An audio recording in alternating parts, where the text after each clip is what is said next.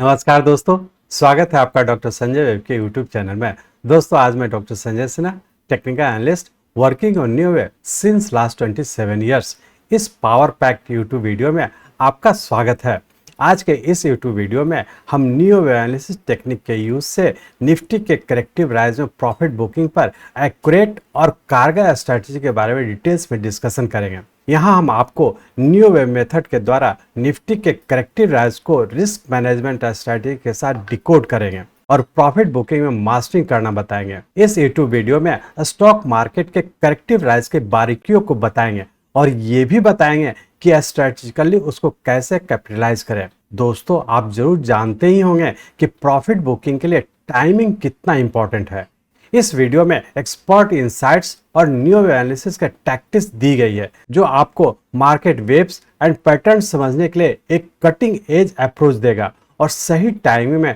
Trading decision लेना सिखाएंगे। चाहे आप एक इन्वेस्टर हैं जो निफ्टी के करेक्शन में एंट्री को क्लोजली फॉलो कर रहे हैं या आप एक ट्रेडर हैं जो निफ्टी के करंट करेक्शन फेज में प्रॉफिट मेकिंग स्ट्रेटजी जानना चाहते हैं, ये वीडियो आपको step by step intelligently profits book करने के लिए गाइडलाइन देगा। New wave analysis market analysis का मॉडर्न अप्रोच है जो फाइनेंशियल मार्केट्स में फ्यूचर प्राइस मूवमेंट्स प्रेडिक्ट करने का साइंटिफिक टेक्निक है जो लॉजिकल है और सेल्फ कंफर्मिंग है। न्यू वेव एनालिसिस सभी मार्केट और टाइम फ्रेम में यूनिफॉर्मली काम करता है। हमने कोशिश की है कि आप इफेक्टिव प्रॉफिट टेकिंग स्ट्रैटेजी के साथ अपने गेन्स को सेफगार्ड कर सकें। याद रखिए, टर्बुलेंट मार्केट फेजेस में प्रॉफिट मेकिंग प्रैक्टिकल एप्लीकेशन को जानना और अप्लाई करना एसेंशियल है। इस वीडियो में हमने एक्सप्लेन किया है कि कैसे मार्केट ट्रेंड के साथ अलाइन कर सक्सेसफुल ट्रेडिंग करें। तो आइए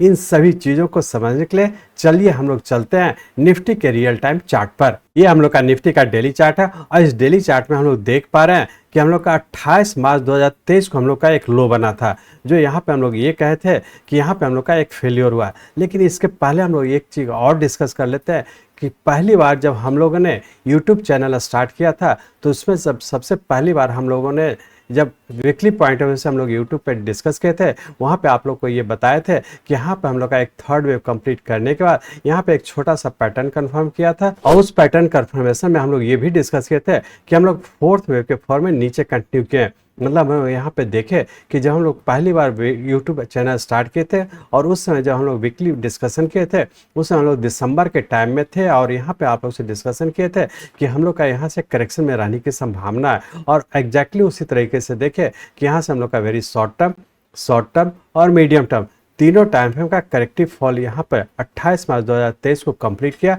और पुनः हम लोग जब 28 मार्च के पास जब अप्रैल के फर्स्ट वीक में जब हम यूट्यूब पर वीकली व्यू दिए थे उस समय आप लोग ये भी डिस्कस किए थे कि यहाँ से हम लोग का फिर से अब एक वेरी शॉर्ट टर्म और मीडियम टर्म ये तीनों टाइम फ्रेम का राइजिंग ट्रेंड कंटिन्यू हो चुका है। और एग्जैक्टली उसी तरीके से हम लोग देख रहे हैं कि मार्च 2023 से जो हम लोग का राइजिंग ट्रेंड कंटिन्यू किया ये हमारा वेरी शॉर्ट टर्म और मीडियम टर्म तीनों टाइम फ्रेम का एक राइजिंग ट्रेंड कंप्लीट करके और फिर से यहाँ पे हम लोग करेक्टिव फॉल में इंटर कर चुके हैं। इस तरह से हम लोग ये कह सकते हैं कि हम लोग का जब दिसंबर में हम लोग का जब मार्केट ऊपर टॉप पे था वहाँ पे हम लोग ये डिस्कस किए थे कि यहाँ से करेक्शन में रहने की संभावना है जो वेरी शॉर्ट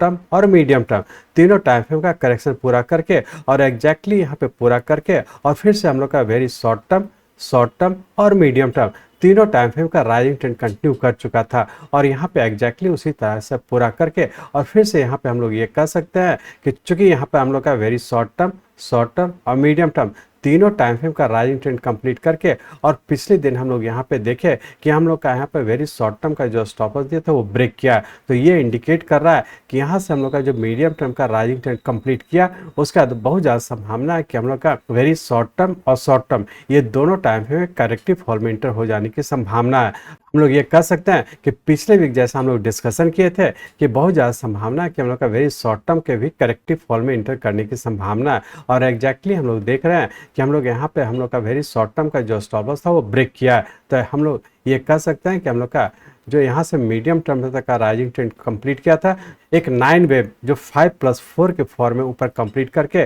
और फिर से करेक्शन में इंटर कर चुका है। अब हम लोग ये कह सकते हैं कि 28 मार्च 2023 से लेकर के वेरी शॉर्ट शॉर्ट टर्म और मीडियम टर्म जो कि 5+4 = 9 वेव के फॉर्म में सब डिवीजन होकर के कंप्लीट किया, जो हमारा 20 जुलाई 2023 को कंप्लीट किया। तो हम ये कह सकते हैं कि 16,913 से लेकर के 19,992 तक एक इम्पल्स वेव के फॉर्म में 5+4 9 वेव के फॉर्म में कंप्लीट किया, जो रफली हम लोग का 77 डेज का राइजिंग ट्रेंड था और इसमें हम लोग का 3,079 पॉइंट का राइज हुआ। तो ये हम लोग कह सकते हैं कि हम लोग का यहाँ से जो 28 मार्च 2023 से लेकर के 20 जुलाई 2023 तक के राइजिंग ट्रेंड था, ये हम लोग का तीनों ही टाइम फ्रेम का हम लोग का राइजिंग ट्रेंड कंप्लीट किया और फिर से यहाँ पर इस पूरे के करेक्टिव फॉल में इंटर कर चुके हैं। अब हम लोग ये देखने की कोशिश करेंगे कि जैसा हम लोग पिछले वीडियो में डिस्कस किए थे कि हम लोग का यहाँ से बहुत ज़्यादा संभावना है करेक्शन में इंटर करने की संभावना है, चूँकि हम लोग का एक इम्पल्स वेव कंप्लीट कर चुका था और करेक्शन में इंटर होने की संभावना था। अब हम लोग ये एनालाइज करने का कोशिश करेंगे कि हम लोग का जो मीडियम टर्म का राइजिंग ट्रेंड कंप्लीट किया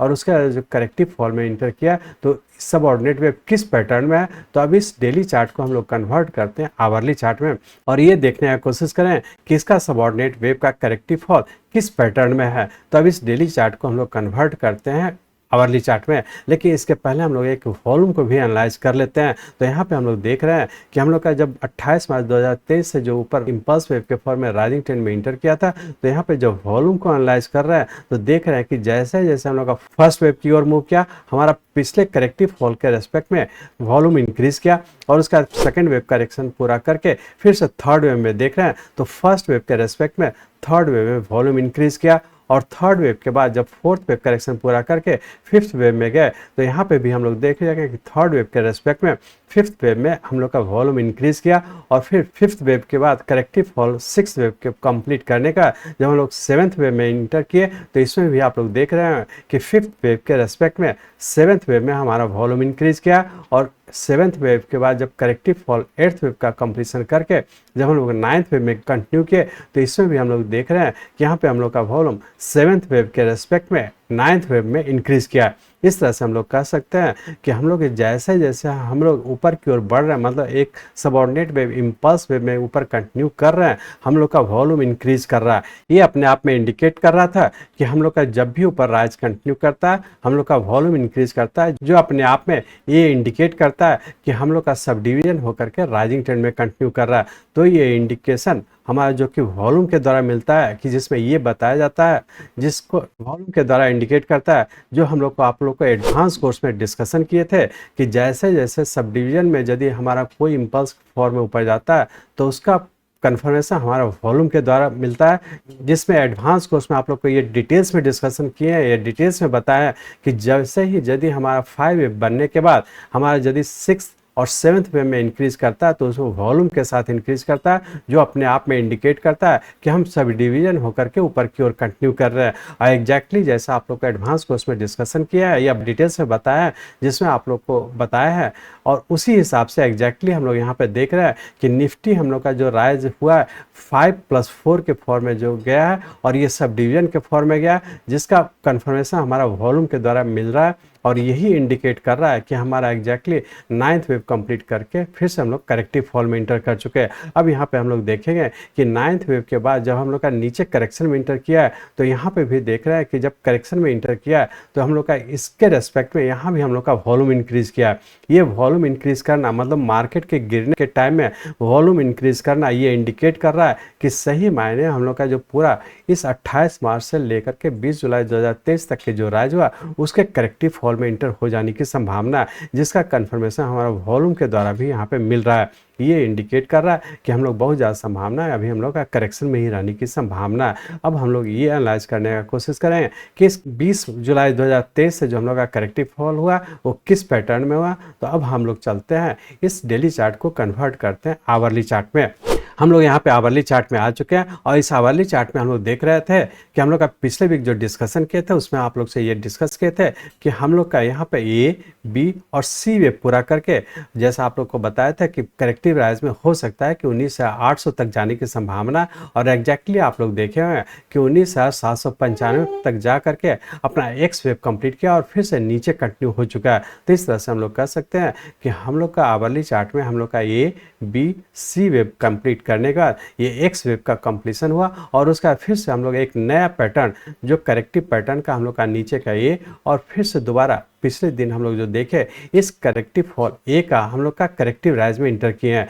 तो अब हम लोग ये कर सकते हैं, यहाँ पे हम लोग का जो करेक्टिव पैटर्न बना उसके तहत हम लोग का यहाँ पे 1992 से जो हम लोग का करेक्शन हुआ उसके तहत हम लोग का यहाँ पे एक जिगजैग का पैटर्न कंप्लीट किया और जिगजैग पैटर्न कंप्लीट करने के बाद यहाँ पर एक्स वेव का फॉर्मेशन हुआ और एक्स वेव बनने के बाद फिर से दोबारा हम लोग एक नेक्स्ट करेक्टिव पैटर्न में इंटर कर चुके हैं। तो जो नेक्स्ट करेक्टिव पैटर्न है उसका हम लोग का नीचे का ये बन चुका है। ये हम लोग अभी बी के फॉर्म में करेक्टिव राइज में ऊपर कंप्लीट करके दोबारा फिर से सी वेव के फॉर्म में नीचे कंटिन्यू होने की संभावना है। तो हम लोग ये कर सकते हैं कि अब हम लोग जब भी राइज होता है तो जो हम लोग जैसा भी हम लोग डेली चार्ट में डिस्कस किए थे कि हम लोग का वेरी शॉर्ट टर्म और मीडियम टर्म तीनों टाइम फ्रेम का हम लोग का 20 जुलाई 2023 को 19,992 के पास कंप्लीट किया। उसके बाद हम लोग का नीचे का वेरी शॉर्ट टर्म के करेक्टिव फॉल में इंटर कर चुके हैं। तो जैसा आप लोग जानते हैं कि वेरी शॉर्ट टर्म का जो एक टाइम पीरियड होता है रफली 21 डेज का होता है। तो हम लोग यहाँ पे देख रहे हैं मात्र अभी हम लोग का 11 दिन अभी बीता है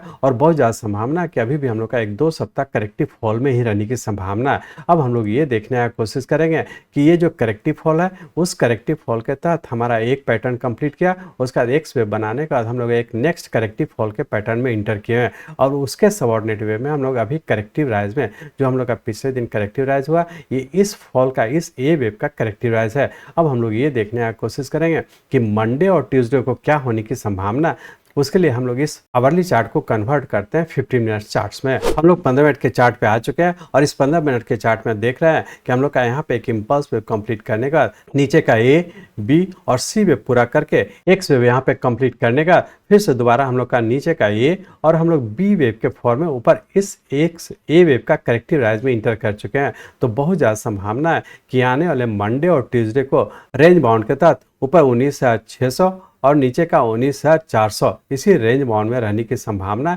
छोटा छोटा ट्रेड करेंगे चूंकि ये जो राइज हो रहा है इस ए वेव का करेक्टिव राइज है। अब हम लोग ये कह सकते हैं कि मंडे और ट्यूसडे के लिए जो ऊपर का स्टॉप लॉस होगा 19,800 का होगा। क्योंकि यहाँ से हम लोग का फिर से एक करेक्टिव पैटर्न में इंटर किया तो उस करेक्टिव पैटर्न के लिए हमारा ऊपर का स्टॉप लॉस होगा 19,800 का। तो इस तरह से हम लोग कह सकते हैं कि यदि आप प्लस पोजिशन बनाए तो जब भी मौका मिलता है इसमें आप ऊपर के लेवल पर जब भी जाता है आप प्रॉफिट बुक करके एग्जिट हो जाए और कहीं भी अभी हम लोग का वेरी शॉर्ट टर्म का लॉन्ग पोजीशन बनाने का कोशिश नहीं करेंगे। जब तक कि हमारा ऊपर का स्टॉप लॉस ब्रेक नहीं करता हम लोग किसी भी टाइम फ्रेम का प्लस पोजीशन बनाने का कोशिश नहीं करेंगे। प्लस क्या हुआ जहां भी मौका मिलता है इसमें एग्जिट हो जाने का कोशिश करेंगे। या यदि आप शॉर्ट करना चाहते हैं तो ऊपर के लेवल पर शॉर्ट करें, ऊपर का स्टॉप लॉस रखें 19,800 का और बहुत ज़्यादा संभावना है कि यदि ऊपर पूरा करके फिर से जब नीचे कंटिन्यू करता है तो मंडे और ट्यूसडे तक नीचे दोबारा 19,400 तक भी नीचे आने की संभावना है। वैसे हम लोग अब देखेंगे कि पूरे वीक में क्या होने की संभावना है। तो इस 15 मिनट के चार्ट को फिर से कन्वर्ट करते हैं आवरली चार्ट में। हम लोग 15 मिनट चार्ट से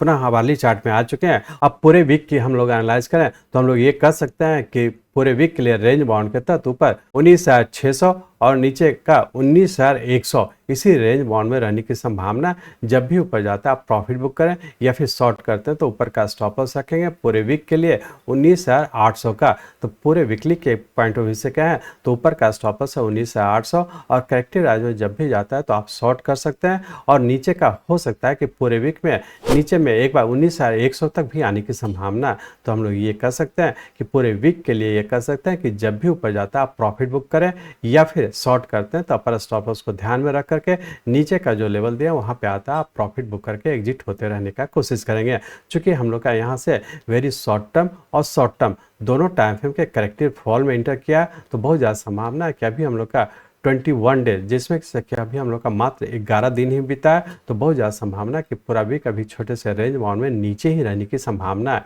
तो किसी भी टाइम फ्रेम का अभी हम लोग लॉन्ग पोजीशन बनाने का कोशिश नहीं करेंगे। यदि करते हैं तो जब तक के ऊपर का स्टॉप लॉस ब्रेक नहीं करता हम लोग किसी भी टाइम फ्रेम का प्लस पोजीशन बनाने का कोशिश नहीं करेंगे। इस तरह से हम लोग कह सकते हैं हम लोग का निफ्टी फिर से एक करेक्टिव फॉल में इंटर कर चुका है और बहुत ज़्यादा संभावना है कि अभी भी आने वाले समय नीचे ही रहने की संभावना है। तो बेहतर है छोटा छोटा ट्रेड करें, स्टॉप लॉस को स्ट्रिक्टली फॉलो करते हुए ट्रेड करने का कोशिश करेंगे।